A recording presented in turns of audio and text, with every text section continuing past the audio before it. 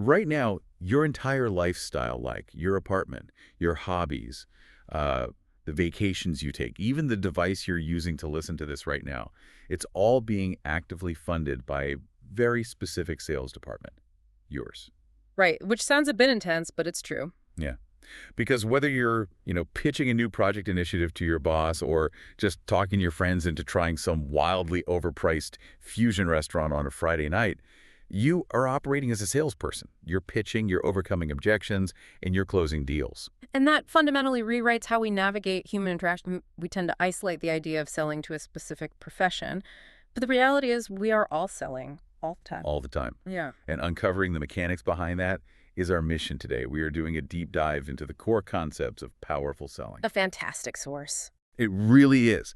We're going to strip away the corporate jargon and look at how these foundational tenets of sales dictate your daily interactions, how they quietly operate as the load-bearing pillars of the global economy, and how you can harness them to build your own personal branding career. Well, I think the first barrier we have to break down here is the cultural baggage attached to the word sales. Oh, yeah, for sure. Because for decades, the archetype of a salesperson has been like this high-pressure, sleazy manipulator, right? Selling was viewed as something inflicted upon a consumer. Like a used car salesman's stereotype. Exactly. It was a zero-sum game where the seller wins and the buyer loses. But the modern effective framework completely flips that dynamic. True selling is a collaborative process. Right. It's done with someone. You are basically identifying a gap in their life or their business and finding a mutually beneficial way to fill it. And if we define selling as collaborative problem solving rather than manipulation, it instantly broadens who actually qualifies as a salesperson. I mean, you certainly don't need the word sales in your job title. Yeah. No, not at all. Take someone like Ike Richman. The source talks about him. He handled public relations for major NBA and NHL arenas. On paper, his job is PR. But if you asked him to describe his daily function, he wouldn't say public relations. Right. He'd say, I sell stories. Yes. Because but wait, if the mechanics of selling are universal, does that mean literally anyone can just pick them up and succeed? Well, Because let's look at Tom Hopkins. The guy is a legendary sales coach now. But back in 1976, he was a 19-year-old college dropout with a baby on the way, working physical labor in construction. yeah, quite the origin story. Right. He decides he needs a change, wanders into real estate, and by his late 20s, he's a millionaire. I mean, a story like that feels a bit like survivorship bias. It makes it sound like he just had a natural, innate charisma that the rest of us lack. It does sound like that. Until you look at his actual timeline, Hopkins didn't just walk in and dominate. Really? No. After his first 6 months in real estate, he had sold exactly one house. Oh, wow. Just one. Just one. He was bringing in an average of $42 a month. Ouch. Yeah, he was failing spectacularly because he was relying on whatever natural charm he thought he had. The pivot happened when he started treating sales as a mechanical, learnable skill. Okay, so what did he actually do? He attended seminars, he dissected the psychology of buyers, and he learned how to structure a collaborative conversation. He didn't invent a new type of real estate, he just mastered the architecture of how to sell it. Okay, but the landscape he was selling in back in the 70s is fundamentally different from the environment you and I operate in today. Sure. Think of old school sales, like a travel agent in 1995. Mm. They literally held all the secrets to booking a flight. If you wanted to go to Hawaii, you had to go through them to access the schedule and the pricing. They controlled the flow of information. Right. But today, the customer has Expedia. They have the data. The modern salesperson isn't a gatekeeper anymore. Which makes the traditional information dispensing salesperson completely obsolete. The internet shifted the power dynamic entirely from the seller to the buyer. This is the era of Sales 2.0. Yeah. A customer walking onto a car lot today doesn't need someone to read the window sticker to them. No, they've already cross-referenced Reddit threads, watched YouTube test drives. Exactly, and they've pulled up the dealer invoice price on their phone. If your only value is reciting facts, you are competing with a search engine, and you will lose. So the salesperson has to transition from like a lecturer to a curator. Precisely. Your job is to engage, synthesize the overwhelming amount of data the customer has already found, and provide tailored value. They don't need more noise.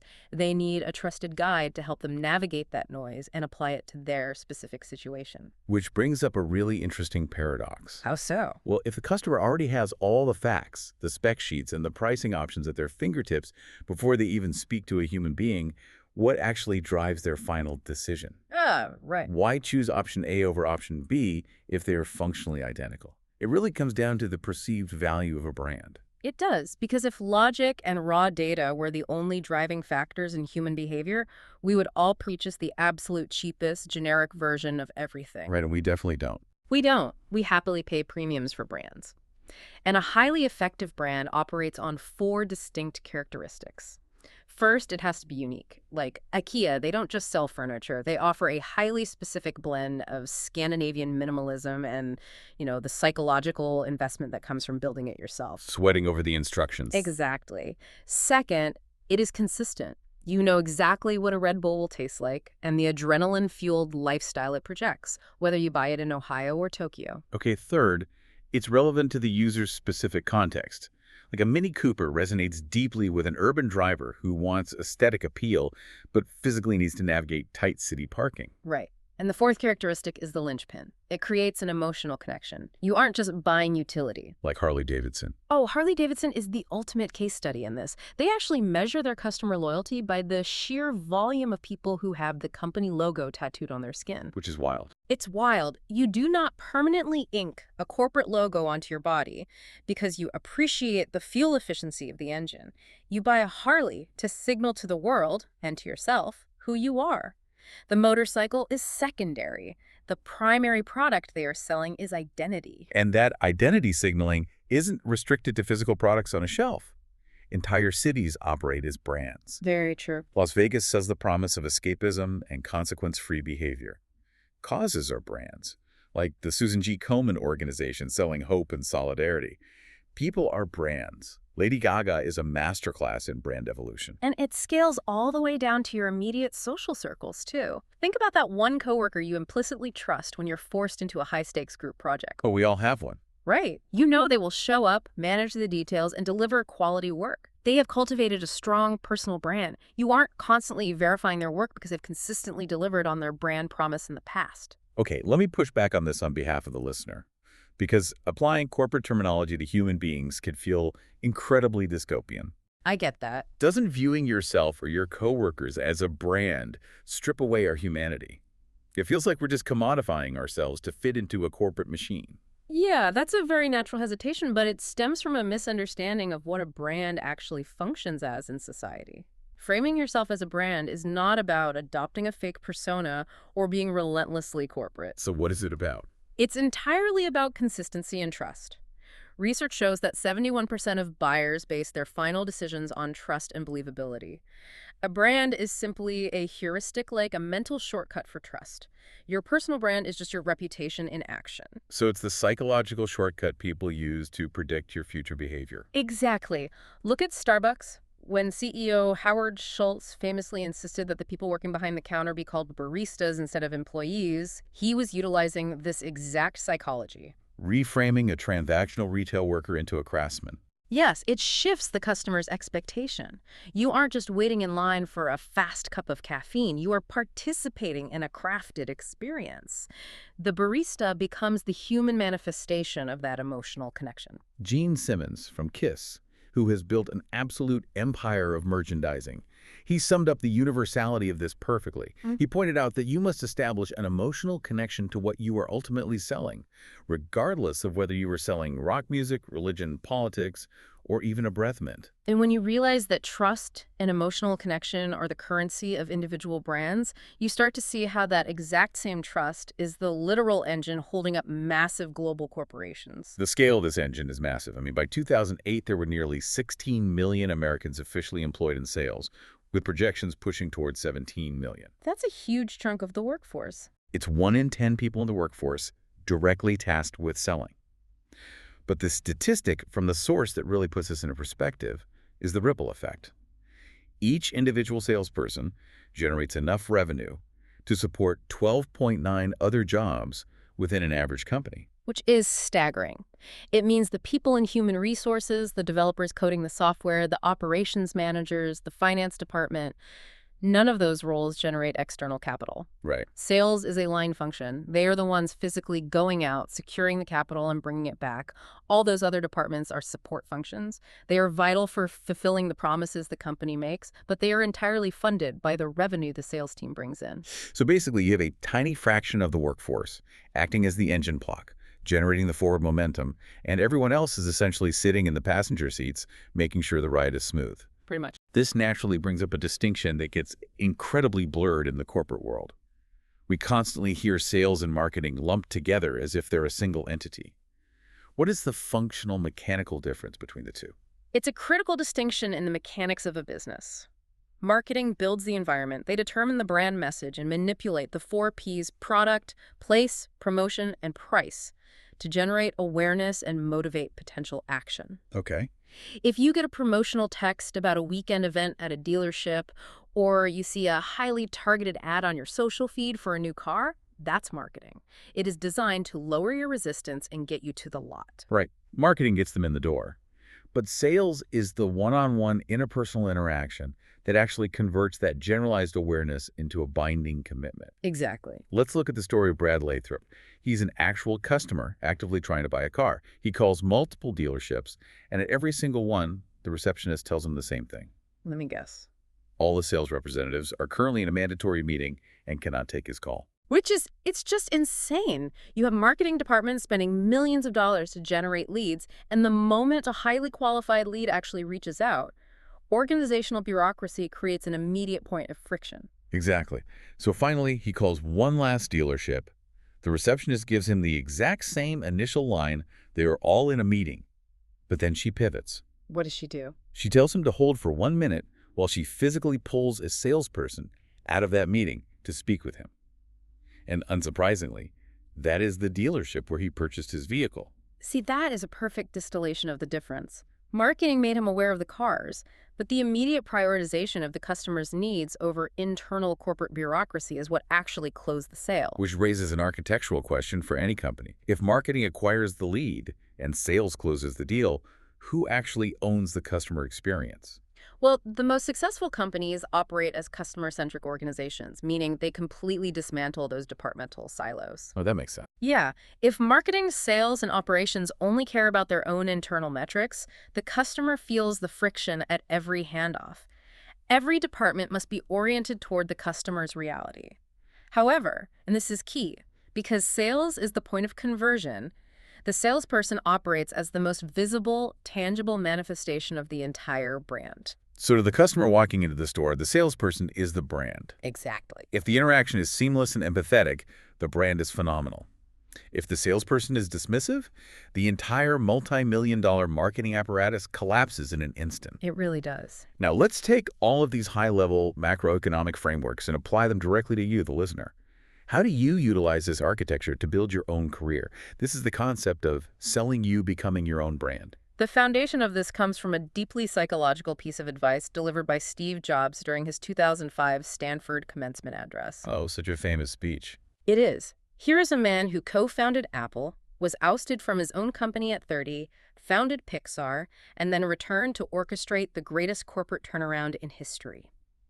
His core thesis to the graduates wasn't about coding or supply chains, it was, the only way to do great work is to love what you do. Don't settle. But don't settle is just a platitude unless you have a mechanism to actually find that work, Right. Treating yourself as a brand going to market requires a 3-step process. Step 1 is to explore possibilities. This isn't just daydreaming, it's a rigorous audit of your own inventory. You use aptitude tests and career centers to objectively analyze what your product, meaning you, is actually capable of. And step 2 is formulating a personal mission statement. Because companies don't operate without a true north. Right, like Google's mission to organize the world's information. Exactly. Or Starbucks' mission to inspire the human spirit. Your personal mission statement shouldn't be a narrow job title like, I want to be a mid-level financial analyst. It should be a broad, directive statement about the value you want to bring to the market and the direction you intend to move. Okay, and step 3 is where the rubber meets the road. You have to define your personal brand using 3 specific brand points. These are the core pillars you will use to demonstrate your value to an employer. Things like demonstrated leadership, rigorous academic achievement, or frontline customer service experience. And to understand why narrowing it down to 3 specific brand points is so crucial, you have to look at a study conducted by Xerox on their absolute peak-performing sales representatives. What do they find? They uncovered a fascinating psychological mechanism. A prospective buyer doesn't purchase a high-end watch simply because the salesperson lists its features or claims it will cure their tardiness. So why do they buy it? The prospect ultimately buys the watch because they utilize the information to convince themselves that it is the solution to their problem. Oh, wow. It's like the movie Inception. The most resilient idea is the one the person thinks they came up with on their own. Self-persuasion is vastly more effective than external pressure. Exactly. When you are sitting in a job interview, your goal is not to aggressively list your GPA and every software program you know. Your goal is to strategically deploy your 3 brand points to help the hiring manager convince themselves that you are the exact puzzle piece missing from their organization. This is where it gets incredibly empowering. If you're listening to this and thinking, I don't have a flashy internship at a Fortune 500 company, so I don't have any brand points, you are vastly underestimating your inventory. Oh, completely. Let's look at standard entry-level jobs through the lens of a brand strategist. Did you work as a waiter? You weren't just carrying plates. You were executing high-level, real-time multitasking, maintaining composure under extreme emotional pressure, and managing frontline crisis communication. Did you spend your summers babysitting or mowing lawns? That isn't just menial labor. That is raw entrepreneurial drive. You had to source your own clients, negotiate pricing, manage your schedule, and deliver a reliable service without direct supervision. What about a cashier? If you worked as a cashier at a local bank, that demonstrates a baseline of absolute trustworthiness and high-stakes accuracy. Every single one of these experiences is a robust, highly marketable brand-building platform if you know how to frame it. Because at the end of the day, an employer can teach you the specific proprietary software they use. They can hand you a manual for their internal routing processes. What they cannot teach is cognitive flexibility, a resilient work ethic, and the emotional intelligence required to connect with other human beings. Right. Those are the underlying mechanics of success. When you anchor your brand points to those core traits, you are giving the market exactly what it's desperately looking for. We've covered a tremendous amount of ground today, but the connective tissue through all of this is that selling isn't a dark art reserved for corporate sharks. It is the fundamental architecture of human collaboration. Let's do a quick recap. Okay. We started by dismantling the old-school view of sales, revealing it as a collaborative process we all engage in daily. Yeah. We explored how brands cut through the noise of the information age by offering psychological signaling and deep emotional trust. We saw how a single successful salesperson acts as the economic engine block, pulling a dozen other support roles behind them. And finally, we translated those macro corporate strategies into a personal blueprint, showing you how to audit your own skills, craft a mission, and deploy your unique brand points to help the world convince itself of your value. It completely shifts your perspective on your own agency. And I really want to leave you with a concept to actively analyze in your own life this week. Okay, let's hear it. We discussed the staggering reality that one corporate salesperson generates the revenue to sustain 12.9 other employees. Think about your own existence as a miniature, self-contained economy. Like your own personal GDP. Exactly. Look at the support functions in your life right now. Your apartment, your tuition, your streaming subscriptions. Your weekend plans. Right. Every single one of those support functions is currently being funded by your personal sales department, which is your current ability to advocate for your ideas, negotiate your worth, and market your personal brand. Wow. If you were to optimize your personal sales mechanics by just 10%, wait, let me rephrase that. If you refined how you communicate your value and truly mastered the art of collaborative persuasion, how drastically would the rest of your life's economy expand? That is a phenomenal lens to view your potential through. How much larger could your own economy grow if you just upgraded the engine? Thank you for joining us on this deep dive. Don't wait for permission. Start auditing your experiences and drafting those 3 personal brand points today. Absolutely. And remember, the next time you're trying to convince your friends where to grab dinner tonight, you aren't just picking a restaurant. You are navigating objections, finding mutual value, and closing a deal. We'll catch you on the next one.